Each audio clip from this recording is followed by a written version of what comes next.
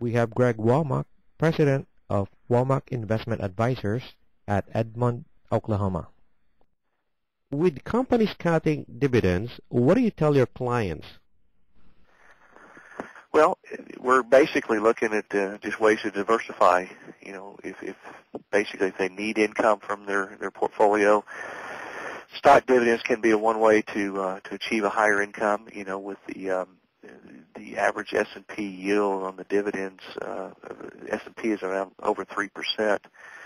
And the Dow's getting close to 4%. So dividends play an important role of the stock's overall total return. So, you know, the banks are starting to cut dividends. Companies that are really experiencing hard times will be slashing more of their dividend rates. So we look to areas that are more defensive in nature, stocks and sectors such as utilities.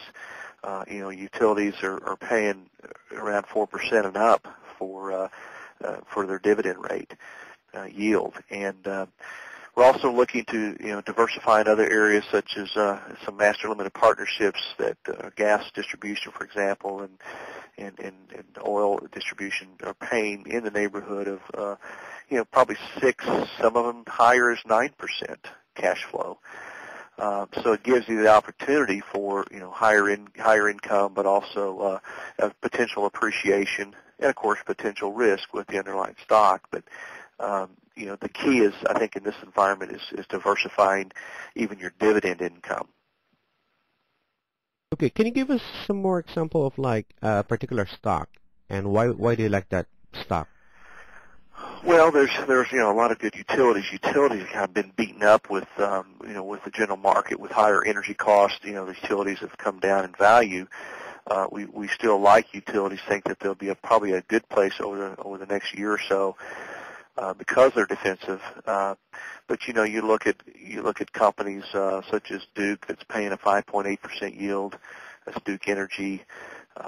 You know, Southern Company is a utility out of Atlanta, Georgia, paying 4.9%. And then even Exelon, which is you know, out of Chicago, there is paying around 4% yield. So as you can see, these are some very good dividend yields from these utility companies. You look on the master limited partnership side, more of the oil and gas line transportation. You know, Kinder Morgan, which is you know, fairly large energy master limited partnership, is paying, you know, about a 9% yield currently on its distribution. Another we like is Enterprise Products Partners. This is paying right at 10%. Now, a lot of those dividend or those cash flow returns are from, you know, the stock prices, you know, going lower most recently.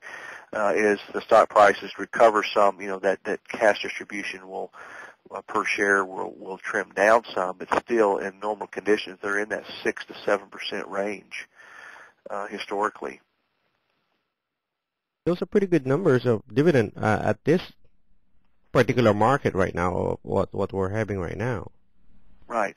Yeah, one thing people have to keep in mind is that, you know, the higher the dividend too is typically the higher the risk. So you know, I don't know if the economy continues to slow that some of these companies will have to trim back their dividend if things get tighter. That's typically one of the things that they cut, but they try not to do that as much to you know, boost shareholder support. Okay, now, what are you looking for? What kind of qualities are you looking for a dividend-paying stock? Well, you want to look at its ability to raise dividends over the years as far as its dividend payout. You know, companies that don't have the history there, you know, could come closer to cutting their dividend versus you know, continuing to raise it or keep it level. So, you know, you want to look at what industry it's in. Is it an industry that's going through hard times like the financial industry right now? I think that's probably an area that you'll see more and more cuts in the dividend area because of the condition of the credit markets and the financial markets. So you want to look at the sector it's in. Is it coming under pressure, or is it fairly insulated from the general economy perhaps? Those are the kind of companies you want to look for that have some insulation from the general economy, consumer spending.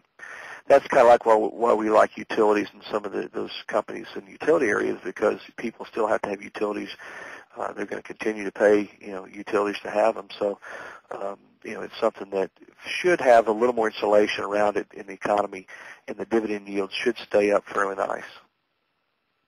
Do you have anything more to add with regards to dividend investment? Well, I think just in this environment, you want to diversify your dividend investments.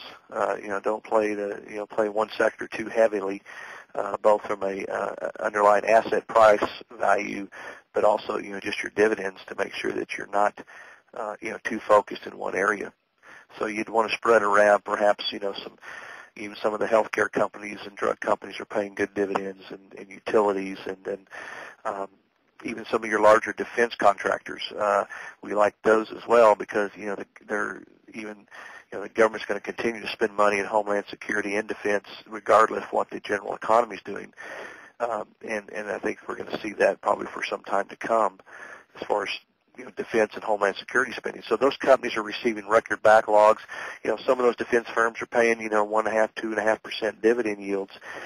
So those, you want to mix some of these type of defensive sectors, utilities, healthcare, consumer staple stocks, such as Procter & Gamble, Pepsi, Coke, Sara Lee, Kraft. Those kind of companies will be a little more defensive in a weaker economy, but the dividend yields should stay up there fairly, in the current range. So, you can still get that 3 to probably 6% dividend range by utilizing some of these companies in the gas, transportation, utilities, healthcare, consumer staples, and defense, U.S. defense and homeland security area.